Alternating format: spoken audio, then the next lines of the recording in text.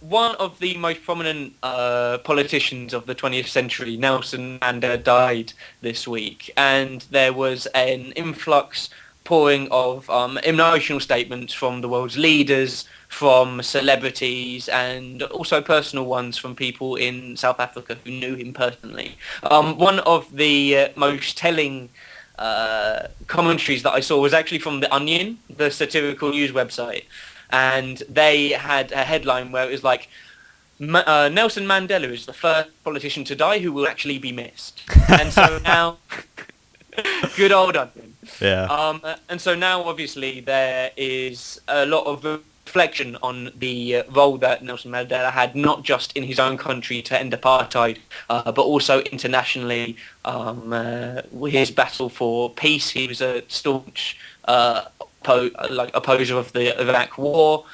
He was a supporter of unions, and also just civil liberties in general.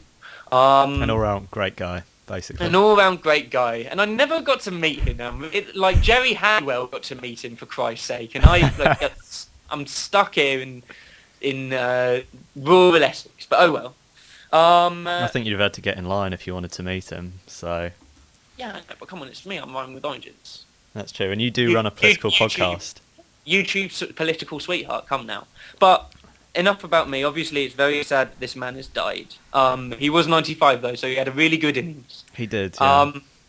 Do you think that there's anybody these days who would be able to live up to the kind of high expectations that maybe Mandela has, like the high bar that he's raised for, like an international politician? Could you see anybody perhaps stepping into his shoes these days?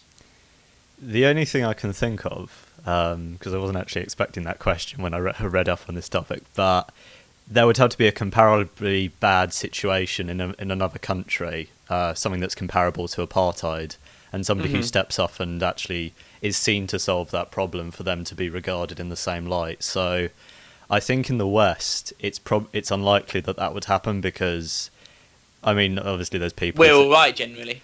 Yeah, basically. I mean, if there was like a North Korean politician who stepped up, or maybe an Iranian politician who stepped up and managed to heal the divide between the West and their country, then maybe then. But I can't imagine any Western politician getting that sort of treatment, although the comparison between how Thatcher's death was kind of portrayed and how Nelson Mandela's death was portrayed is kind of interesting in a lot of ways. The thing is, Thatcher was such a divisive figure.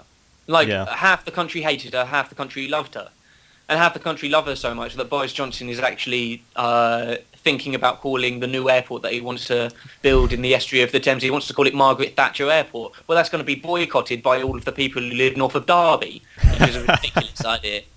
I agree that there isn't anybody in the West who would easily be able to carry the same kind of weight as Nelson Mandela. I think maybe 4 or 5 years ago, Barack Obama may have been seen as somebody who could have carried that mantle of hope and equality and all those kinds of things. But he has, for a lot of Americans especially, been a very disappointing president. And also he seems overly keen on drones and that kind of warfare as well, and still hasn't ended a lot of things like Guantanamo Bay. American forces are still in Afghanistan and all that kind of stuff. There are two people that I think are worthy of being mentioned in the same breath as somebody like Mandela. Okay. One is, and they're similar people who've gone through, who've been persecuted throughout their lives. Yeah, struggle. It's important. It's a good narrative. Aung San Suu Kyi, the Burmese opposition leader. There is a chance of her healing the divisions that happen in her country, specifically with regard to the Muslim minority there. And there's also, of course, the Dalai Lama, who's been in exile for the majority of his life, and the Tibetan cause. Aung San Suu Kyi probably has a better chance of actually bringing about something positive from the struggle that she had after being under house arrest for such a long time. I think the Dalai Lama, just purely because he's dealing with a renegade state within China, is pretty buggered. But I think that he's still generally regarded internationally and almost universally, unless you're talking with a member of the Communist Party in China. He's seen as like a mantle of hope and of fairness and a real symbol for the Tibetan people. I've mixed feelings about the Dalai Lama, to be honest, because I think he kind of is. Is it because he hung out with Russell Brand? Is that why? That is not the reason. No. But it's just that he's a sort of purveyor of this like pseudo wisdom that doesn't really mean an awful lot and isn't actually that sophisticated or nuanced. So I guess in some ways he is comparable to Russell Brand. Jimmy, you controversial bastard! I don't think that is controversial. If you read a lot of what he says, it's just sort of general garbage. Really, it doesn't. It's not. Have you been reading his Twitter feed? Because his Twitter feed is disappointing. Is it disappointing? I haven't been reading his Twitter feed, but every so often I browse Reddit, so every so often someone will post a quote from him, because Reddit is a bit like that, and it will always be just some sort of arid, sort of spiritual bullshit. But then I guess that's coming from an atheist, so maybe if you're more of a spiritual bent, you find him a bit more satisfying. But so do you think that there was a certain amount, because Nelson Mandela was a religious man. Sure, He didn't talk about it very much in his, particularly in his international public life, but he was a spiritual man. But do you think the secular nature of his of his persona and his struggle, I guess, do you think that kind of sets him apart from somebody like the Dalai Lama, or even like Pope Francis, who's turning out not to be a dickhead? Well, the whole Pope Francis thing is... It seems like people are forgetting his previous record on things like homosexual rights, and at the end of the day, it's still the Catholic Church. You know what I mean? It doesn't... There's certain things about the way he's being portrayed which do sound agreeable, but I'm a bit suspicious about the whole... But then at the end of the day, Mandela was part of the ANC. He is ANC, isn't it? He's ANC, yeah. Thank you. And they had questionable methods of getting their point across in the past. Yes, yeah. Also, it's often like his party now is often seen and portrayed within South Africa as very, very dysfunctional. Do you think that there's, without Mandela as like an image for them and like a figurehead for them, do you think that do you think it might help them to be able to find somebody else to carry that party to be more of an actual functioning political party, or do you think they're buggered now that they've lost the man who basically founded the party? Well, you're sort of asking me like a hugely in-depth question. My knowledge of South African politics is kind of cursory, which we're trying to gloss over. But thanks for pointing it out.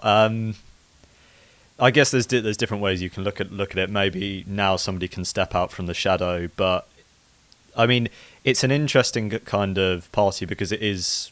I think it's rare in a Western democracy to actually get a party that is so dominant in both the upper and lower houses of the parliament. So I don't know if that's indicative of like unity or it's just indicative that no one can be seen to actually step away from Nelson Mandela. So maybe his death actually opens up the possibility. It'll be a blessing. It could be, but I guess it all depends on what your interests are for the future of South Africa. I don't know if you have an opinion on that and whether it will be good for the party.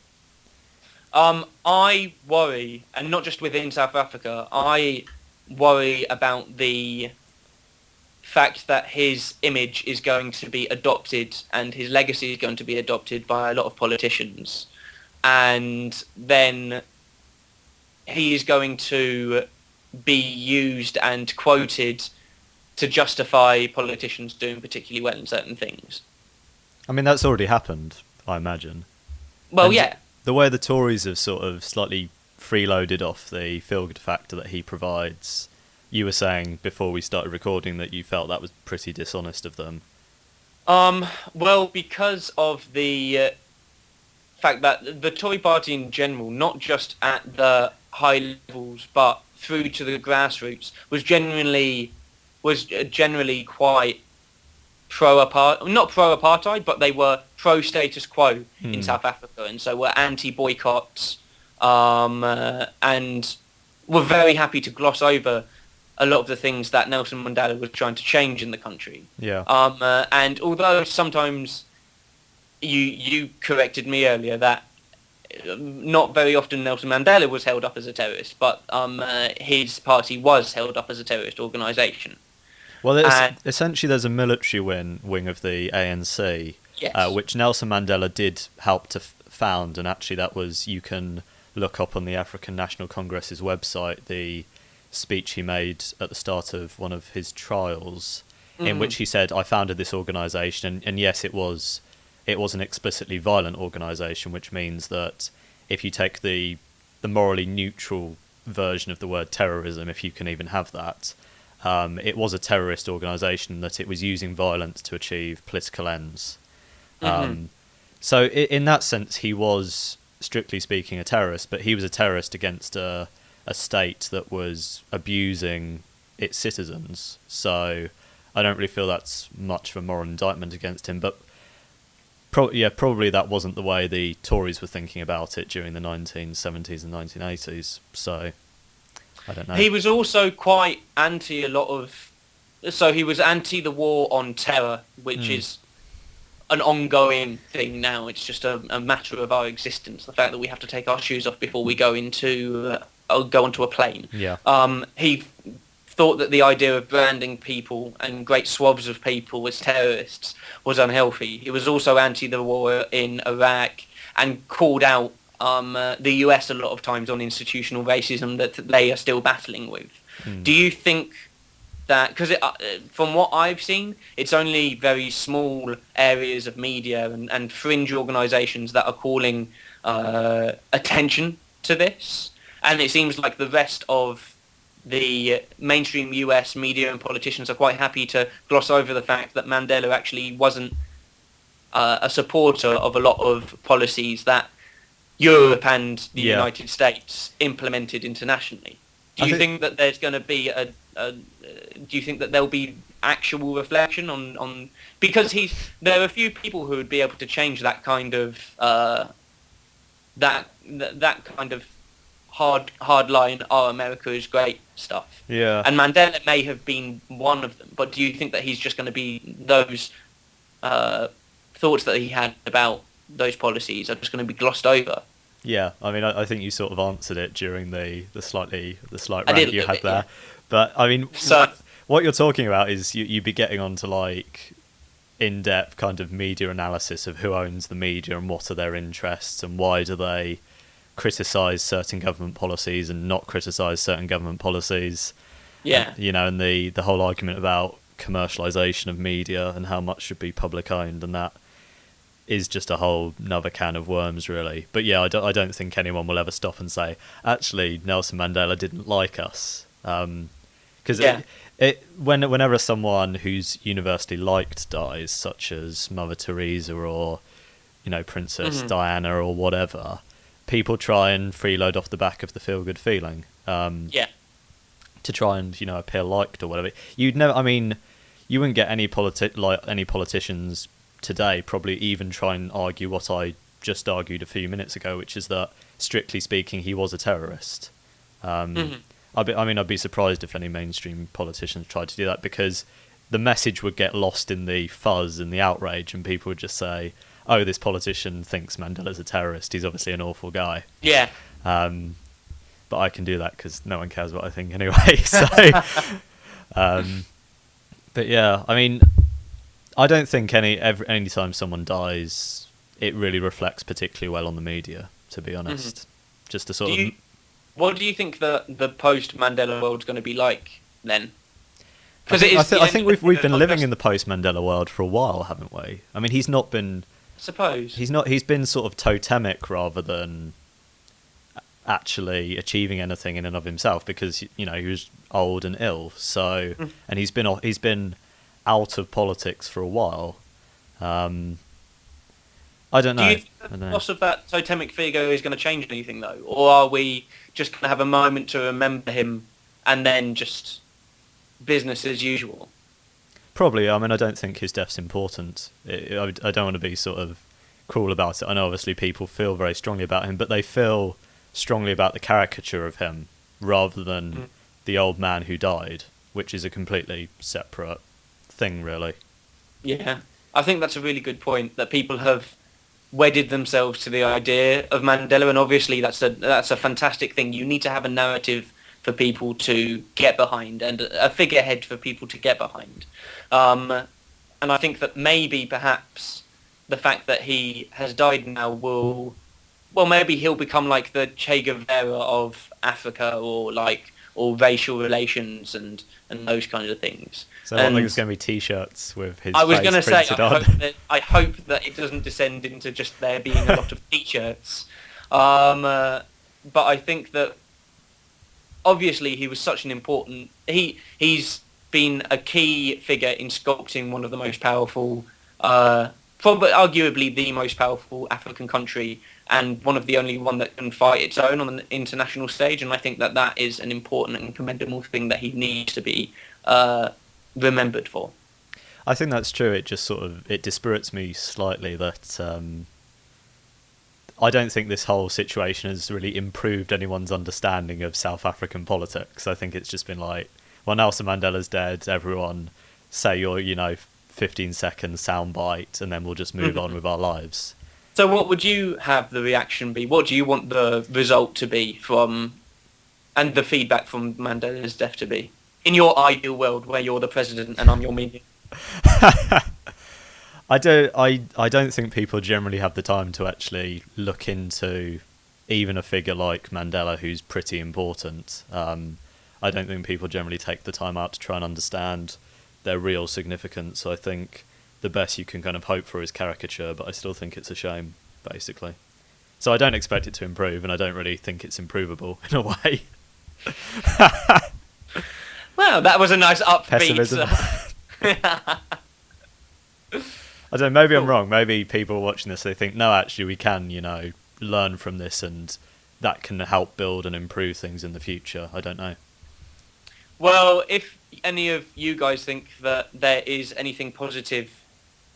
Sound a bit weird saying there's anything positive to come from Mandela's death, but do you think that there is a chance for genuine reflection, or do you think that it's a load of media and political bullshit? Let us know in the comments below. We used to drink bottle gins and the whole world had to sing.